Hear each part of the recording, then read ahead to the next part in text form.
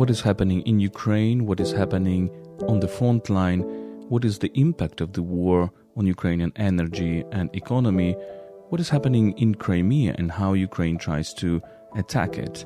This is a weekly digest by UkraineWorld, our podcast explaining Ukraine.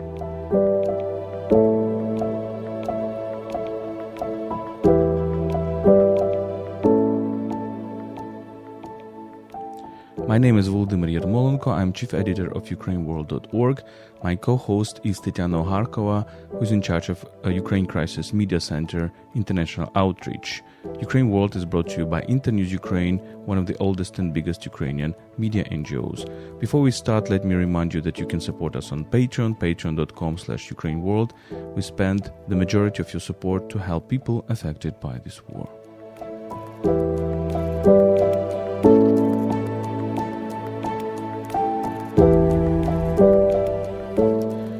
So, Tanya, let's talk about these key events over the past week from the 15th of August until 21st of August, and let's try to focus on several the most important topics. So, what were these important topics for you this week?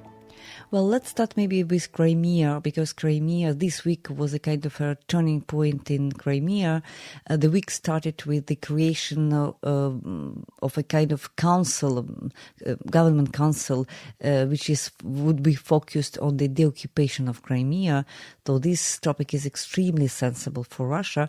And on Tuesday already we had some strikes, or maybe not strikes, but at least explosions, major explosions in Jankoy. Jankoy, this is situated in the north of the Crimea peninsula. It's an important logistic hub, so there is a railway which was damaged, and explosions were extremely strong. So Ukrainian government is not stating that this is a result of action of the Ukrainian army, but we can seriously think about that. And this strike on Tuesday in Jankoy was followed by several others. For example, in Kerch, where the bridge which was constructed by Russia after annexation of Crimea back in 2014. So these strikes are getting closer to this sacred place for Russian Federation, because this bridge is a kind of symbol for Russia that they constructed in order to link Crimea to Russia. So this week we started talking seriously about the not virtual but real possibility of the occupation of Crimea. Many media were talking about that, were trying to analyze that, and many Ukrainians are making jokes today about that next summer we'll spend in Crimea. And it's quite easy to compare what the state of mood now with what was happening a year ago or 2 years ago. After Russia occupied Crimea, it was not a realistic scenario for Ukraine to get it back. So we were sure that one day Crimea will be back, but it was a kind of a long story.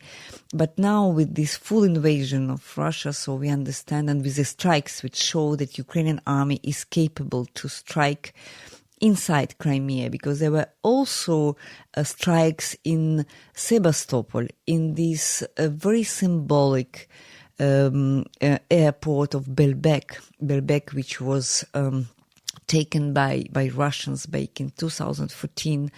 We followed that conflict from the very beginning, and we remember these images of Ukrainian army trying to defend this military airport back in 2014 without any success. And it was such a pity for millions of Ukrainians to see how weak was Ukrainian army at that point. And when now, during this week, there is a huge strike, we don't know exactly strike or explosion, that doesn't matter, but this airport was touched, and there were huge detonations in this airport as well. So it showed that Crimea is no more protected by Russian air defense, but it is protected. But Ukrainian army is capable now to attack, and now the scenario that Crimea will be back seems to be much more realistic than a couple of years ago. Exactly, and now we see kind of a panic among the Russian citizens or the citizens who are living in Crimea that they're trying to leave the peninsula, and we see the big traffic jams. Of course, we should not probably exaggerate it because many Ukrainians were also trying to leave the country with huge traffic jams from the first days of the war. And this doesn't mean that the country simply stops to fight, of course not. But the same pictures we also see from Belgorod, which is a Russian city close to Kharkiv, and it seems that also Russians are living there take this situation very seriously. So we also have the information that this strike on air bases near Saki last week, about which we were talking last week, it seems that they really put a huge damage to the Russian Air Force. And some sources are saying that up to the half of this Air Force was destroyed, situated in these air bases. So one of the scenarios, upcoming scenarios, can be that Russians will try to protect Crimea more, and maybe this will distract their forces from other territories in the eastern Ukraine, in the southern Ukraine. And it seems that the tactics, and we have repeated it numerous times, it seems that the tactics of the Ukrainian army is to cut the logistics, cut supplies of the Russians in the southern Ukraine, in the eastern Ukraine, and just to make a situation for the Russian army, for example, in Kherson Oblast, very difficult, very dangerous in terms of food supply, ammunition supply, maybe just force them to leave. And this can be probably a scenario that Ukrainians are developing right now. Yes, exactly about this logistics and about cutting different battlefields one from another, because we do know that Russians, they do use Crimea in order to make these supplies coming from Russia to Crimea and then to Kherson Oblast. So if you cut a railway, for example, as it happened in Jankoi, they are starting getting real problems. And then you cut, for example, left side of the Dnieper river from the right side of the Dnieper river in Kherson or around in these regions. So it means that they have some major problems already. We have some information about that. High military, Russian military, they leave already the right bank of Dnieper River in Kherson, so they're trying to protect, so they're leaving soldiers on this right bank, but it creates problems because soldiers cannot be too far away from the centers. But they're trying to protect themselves and they don't feel secure. That's very important psychologically as well for Russian troops. They don't feel insecurity in the south and they don't feel secure in Crimea now. And this is extremely important psychologically also for Ukrainians because, as I already said, for many years, Crimea was a kind of a dream because we could not imagine such a quick return of Crimea to Ukraine. Let's talk about some other regions. We have been to Kharkiv, the city in the eastern Ukraine, with a volunteer and information trip, and this is also an opportunity for us to thank you all to all our patrons who are supporting us on Patreon, because we really try to use this money to help people affected by this war and to help Ukrainian defenders. We have supplied a electricity generator for them. We have supplied some optical things like binoculars and some other stuff. And of course, we had another opportunity to look at this city. We will make a separate podcast on this. But just one quick reaction, quick impression. Of course, you cannot compare Kharkiv with Kyiv, with Lviv, with some other cities which are occasionally hit by the Russian missiles. Kharkiv is shelled constantly, every night, every evening, every morning. And we have experienced this on ourselves. We have spent 3 nights in Kharkiv, and 2 of them were very loud. And by saying they were very loud, I mean 10 to 12 missiles coming to the city and to the oblast. And the situation is like this. You're just reading Telegram channels about Kharkiv, and they are just posting messages like, the first missile has been launched. It will fall down in 2 minutes. And in 2 minutes, you hear the explosion. And then the second missile was launched. It will fall down in 2 minutes. And indeed, in 2 minutes, you hear the huge explosion. This is how the things are going on. And unfortunately, there are dead people almost from every such strikes. One of the most bloody was a strike on a dormitory, on a hostel, and the current figure is 18 people died, unfortunately, 18 people. Yes, just a quick remark. We'll talk separately about Kharkiv because we have plenty of things to tell you about Kharkiv and also about region. We visited region, so don't miss this podcast, but maybe a quick reaction. So you have not only missiles which are in Kharkiv, but also artillery fire. And even in this iPhone application, you can have, for example, in Kharkiv, air alert, but also possibility of artillery strike. And when it comes to artillery strike, it really, the distance between two strikes is around 15 seconds. So you are hearing these sounds all the day, sometimes all the day long, or a big part of the day.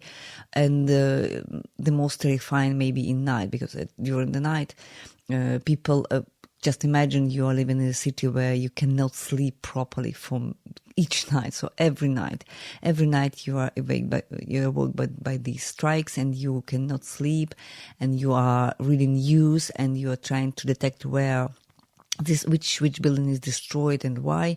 So this explains why a lot of people left Kharkiv, but still what we observed, a huge part is still here, but let us say maybe the half of the population is still here. People try to survive, they try to support their city, they are volunteering, they are doing a lot of necessary things for the army. So that's it. Yes, and again, a more detailed account of the situation in Kharkiv and Kharkiv Oblast in one of our next podcasts.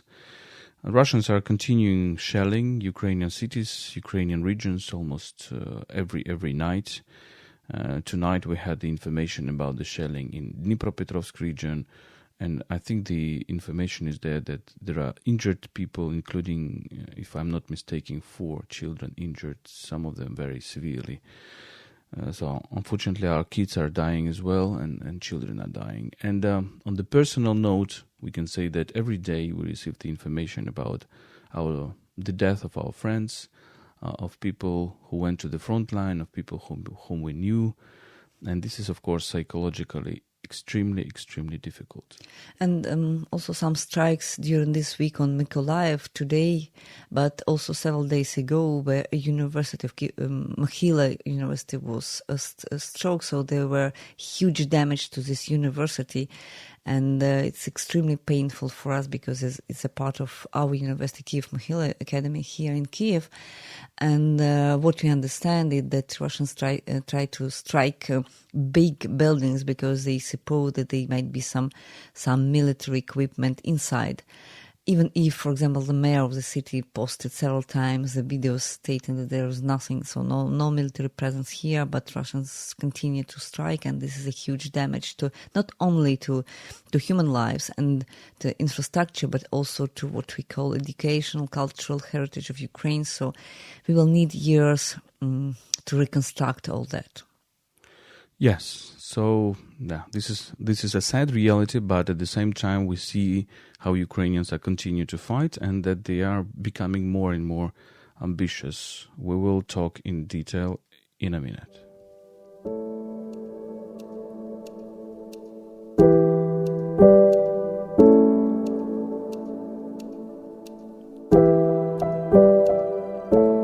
So we are continuing our Explaining Ukraine podcast.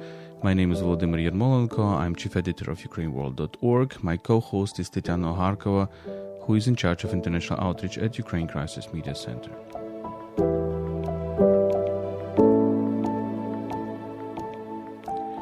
let's talk about some things. Let's analyze what is going on, analyze some consequences of what is going on. And one of the important consequences is what is happening in Ukrainian energy sector, because Russians are trying really to make a big impact on this. And UkraineWorld has talked to Roman Nitsovich, who is a research director at Dixie Group, who is a reputable Ukrainian energy-focused think tank.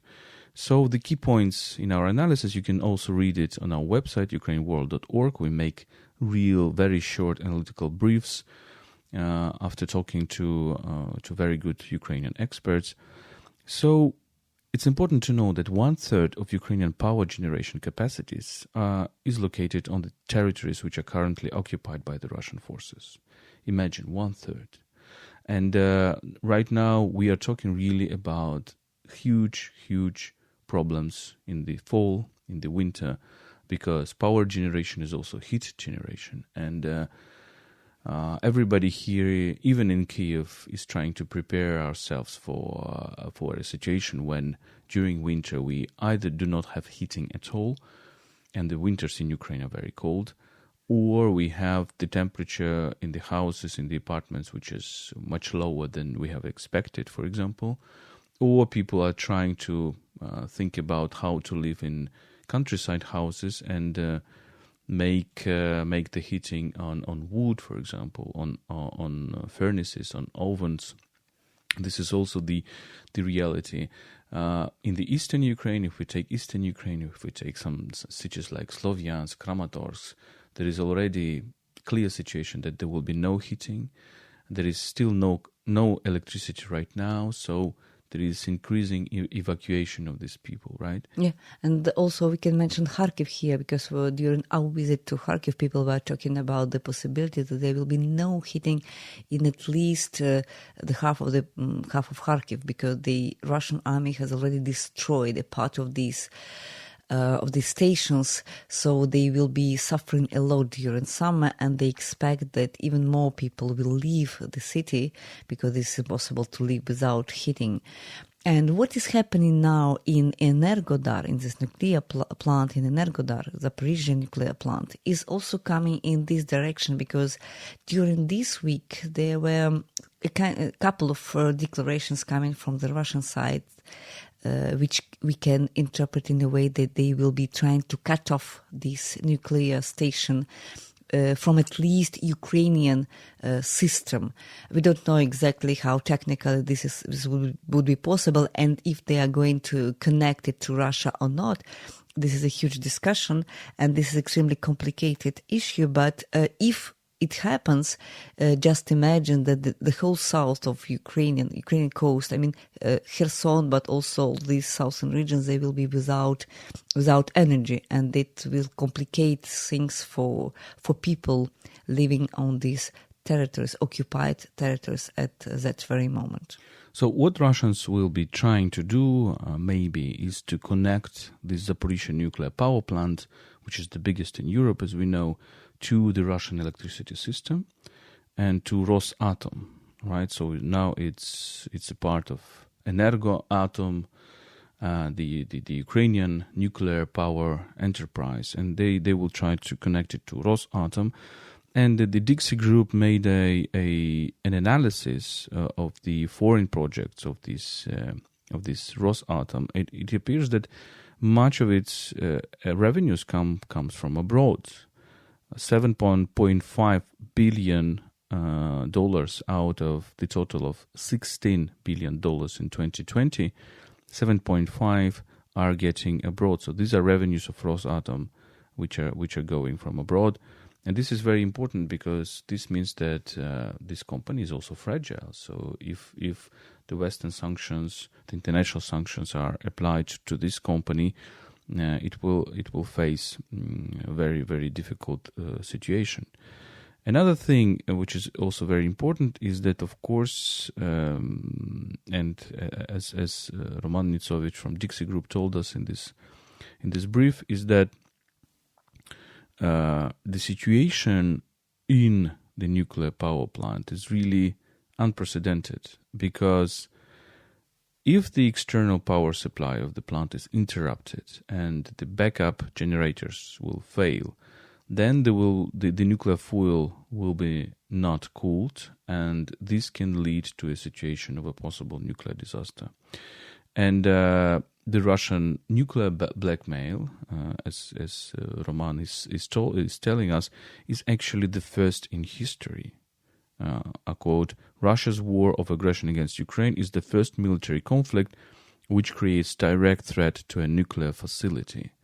And this we are coming back to this topic. We have discussed earlier that Russians are really a country which is doing a nuclear terrorism, which threatens a nuclear disaster to the whole of Europe by taking this nuclear power plant as a military object. Yes, exactly. And we also learned that Russia is recognized like a terrorist state by Latvia and by Ukraine, and other countries are still considering this possibility. This is important for Ukraine that Russia is recognized as such, so because there will be more sanctions and more pressure on what they are doing now. But at that very moment, we still don't know if they will manage to use what is the real plan with this Energodar nuclear station.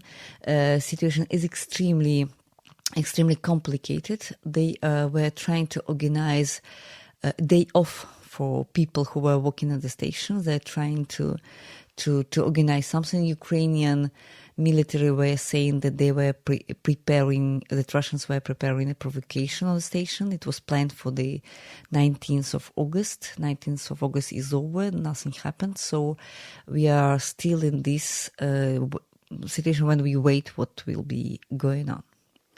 And coming back to Energoatom, the Ukrainian nuclear power enterprise, the thing is that this was a highly profitable enterprise. So in 2021, it had $30 million of net income in the first half of 2021. Now, in the first half of 2022, it had $131 million net loss. And of course, this is also connected, I think, to the situation on the Zaporizhzhia nuclear power plant. This is what Russians are doing to Ukrainian economy. We also had another analysis on our website made by Igor Fursa, a well-known Ukrainian investment banker, but also a commentator on Ukrainian economic issues. And he's actually saying that he's looking at the financial situation, and he's saying that of course Ukrainians are needed. Ukrainian National Bank is printing money to give this money to the economy, but of course it creates huge inflation. We now have seen the devaluation, very important. I mean, maybe 25-30% devaluation of the Ukrainian currency, hryvnia, and the National Bank was making the fixed exchange rate, but then it decided to devaluate the Ukrainian currency. But actually, on the real market, the value of the Ukrainian currency is always a few hryvnias lower than it is in the National Bank. So this is also the situation. Also, we asked whether Russian assets can be used, which are confiscated, can be used to rebuild this economy, Ukrainian economy afterwards. This is still a big question whether they can be used legally to do that. And so the question is, of course, from which resources will be used to make this huge reconstruction, which will be needed after the war.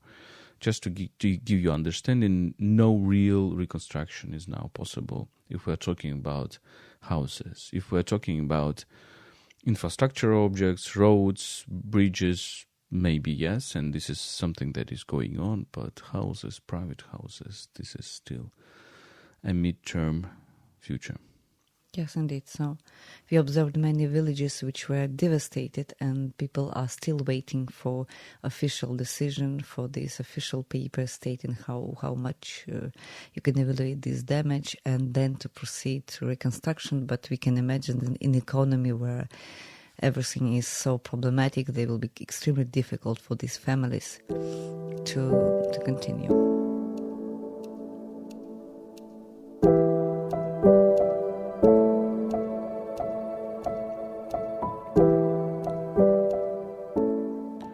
Let's turn to another topic.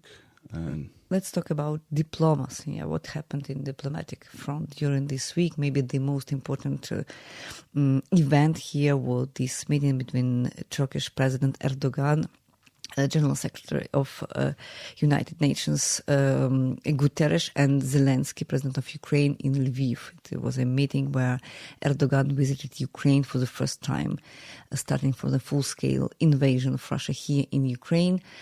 Many topics were discussed. What we know from Turkish press is that Turkish press was presenting this meeting like a diplomatic effort of Erdogan in order to find a diplomatic way for this conflict, so like a mediator. So they were presenting President Erdogan, like a mediator in this conflict to find not a military but a pacific way to resolve the conflict. But here in Ukraine, the reactions were quite different and the expectations were quite different. There were some fears about these attempts to find a diplomatic solution, because we do know that in a diplomatic solution, Ukraine will be forced to make some concessions on the territory. And if we do so, we understand that Russia will not stop here. They will take time, make a pause to reinforce their army, to reinforce their economy. There's also a question of sanctions, what kind of sanctions will continue and which will not continue. And then they will re-attack Ukraine later. So the expectations were different seen from Turkey and from Ukraine. But in a result, there were several declarations coming from President Zelensky and some other high officials here, and we understood that there were no real agreement on any kind of peace deal now. But still, there was a kind of a hidden message from Erdogan, because he met Putin at least two times recently, and maybe there was a kind of a message coming from Putin to Zelensky via Erdogan. And this message, these propositions are still not accepted by the Ukrainian side. But at the same time, the huger framework, there were several issues discussed during this meeting, important issues for Ukraine, starting from the grain exportations, which are extremely important for Ukraine. The agreements were signed in late July, so we have already lived 1 month of these agreements, and a lot of ships have already left Ukrainian ports in Odessa, in other cities. And they were discussing how to enlarge and how to secure these agreements, and how to multiply maybe the effect and multiply the number of ships which are leaving Ukrainian ports in order to export more. Let's remind that Ukraine needs to export this grain in order to make some room, some place for the harvest of this year, because the problem is not only to export but also to create some possibility to record the harvest of this year. And the results are here. They are quite modest, but we do hope that this story will be successful, with exportations. And once again, situation in Energodar was also discussed during this meeting between Guterres, Erdogan and Zelensky. But this story is to be followed. Let's maybe come to the conclusion of our podcast, and we will end with two very positive developments. One is that Ukrainian volunteers have purchased a satellite. So this is when we say sometimes that Ukrainian nation is today a nation capable of the impossible. So these are the news that are coming quite often when Ukrainian volunteers or Ukrainian soldiers or Ukrainian government or Ukrainian civil society is doing something which seems to be impossible. So buying a satellite which will help Ukraine a lot with the intelligence, with understanding what is happening on the ground. Can you tell us a little bit more about This is it? an extremely interesting story because it started several weeks ago where a famous volunteer here, Sergei Prytula, he announced the crowdfunding for Bayraktars, for Turkish drones Bayraktars, and Ukrainians just in a couple of days were able to collect, if I'm not mistaken, 600 million hryvnias, which is enough for 4 Bayraktars. Let's remind that these Turkish drones played a very important role during this war because they were destroying a lot of military objectives in the Russian army. So poor country in a war, and money collected was collected around ordinary Ukrainians. There were no oligarchs, no really rich people. So everybody contributed. We also contributed to these Bayraktars. But then it was a story of a solidarity of Turkish company producing these Bayraktars because they refused to take money and they delivered all 4 Bayraktars just for free.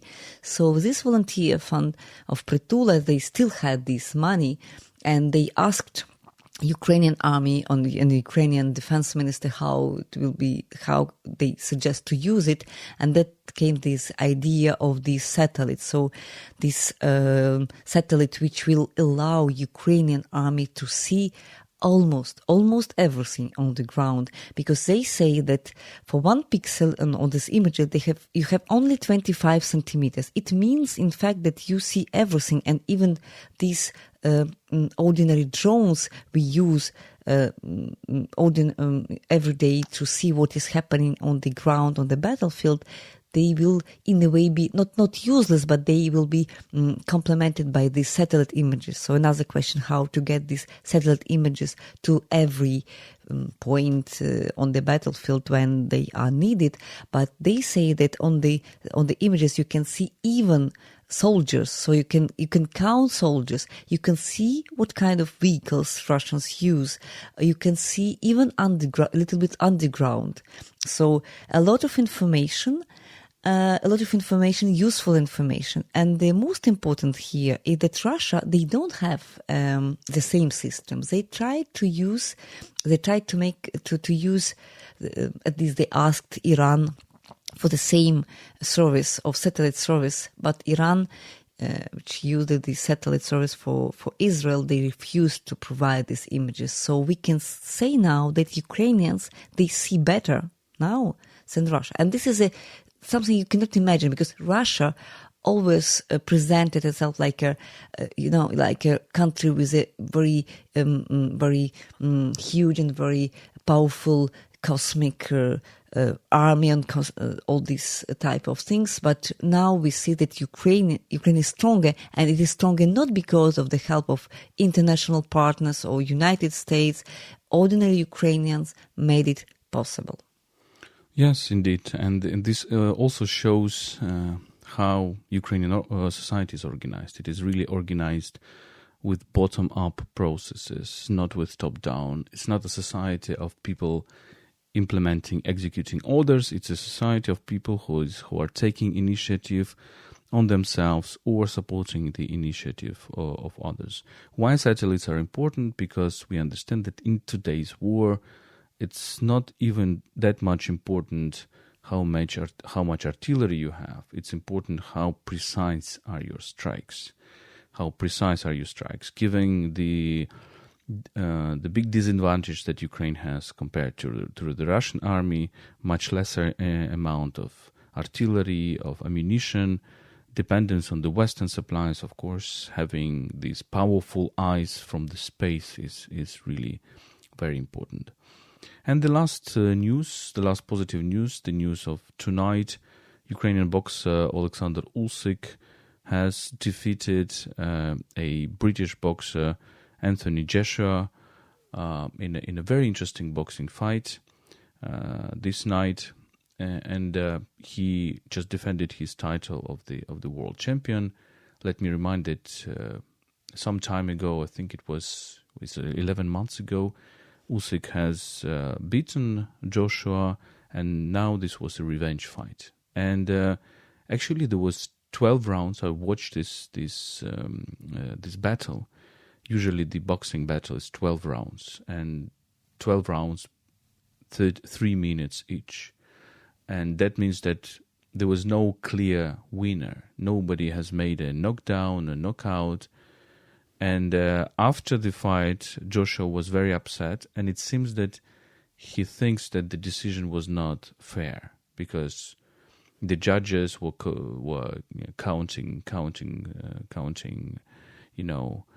points, which boxer was more successful, more precise, etc. But the fact that Joshua made a emotional speech afterwards, he praised Usyk, but at the same time, as far as I understood, maybe I'm just getting it wrong, that he was really upset about this. But Usyk has defended this fight and this title.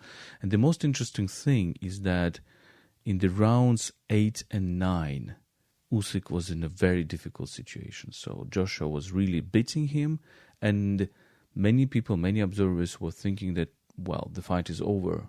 Usyk will not be strong enough to come back. And miraculously, in the round 10, I think, he just came back. I mean, he really, it was like in a typical Hollywood movie, right? That the main character is almost beaten, and then he is almost like on his knees, and then he suddenly regenerates or resurrects. Maybe there is also a metaphor of the Ukrainian fight right now. Yeah, and maybe even more important is that at the end of the battle, he mentioned Ukraine, he mentioned Ukrainian Army, and he said that his victory is the name of Ukrainian armed forces and all citizens, men and women, who support, who resist now. Yes, and this is important because Usyk is, I would say, the biggest character in the Ukrainian society, because he showed some sympathy to the Russian church, for example. He is a member of the church that we call Russian Church, which is a Ukrainian church of Moscow Patriarchy. He really seems to be connected to these circles, to this milieu. He was ambiguous about Crimea publicly, denying to say that Crimea is Ukraine, because it seems that he had property there. But there is a very interesting transformation which has happened precisely after the 24th of February. And initially, he joined the territorial defense. So he took a Kalashnikov in Kiev. And then after serving in the territorial defense in Kiev, he said he would rather prefer go and prepare for the revenge fight. And indeed, this fight was much more difficult for him than the previous one. So Joshua was much better prepared. For you to understand, Joshua is 2 meters high, tall, and Usyk is, I think, 190 centimeters. So also very tall, but shorter. And he has 10 kilograms less than Joshua. So there is a little difference between them. Okay, so we see that Ukrainian sports, despite all this tragic and dramatic war, continues to be also on the level, and this is also very, very important for Ukrainian society as well, of course. This was a podcast explaining Ukraine. Explaining Ukraine is brought to you by UkraineWorld. UkraineWorld is a website in English about Ukraine. My name is Volodymyr Yarmolenko. I'm a Ukrainian philosopher and journalist and host of this podcast and chief editor of UkraineWorld.org. My co-host is Tetyana Ogarkova, Ukrainian scholar and journalist who is in charge of international outreach at Ukraine Crisis Media Center. Ukraine World is brought to you by Internews Ukraine, one of the oldest and biggest Ukrainian media NGOs. Let me remind that you can support us on Patreon, patreon.com/UkraineWorld. We spend the majority of your support to help people affected by this war, to travel across Ukraine, to help the volunteers, and to volunteer ourselves. Thank you for listening to us, and thank you for sharing our content. Stay with us and stand with Ukraine.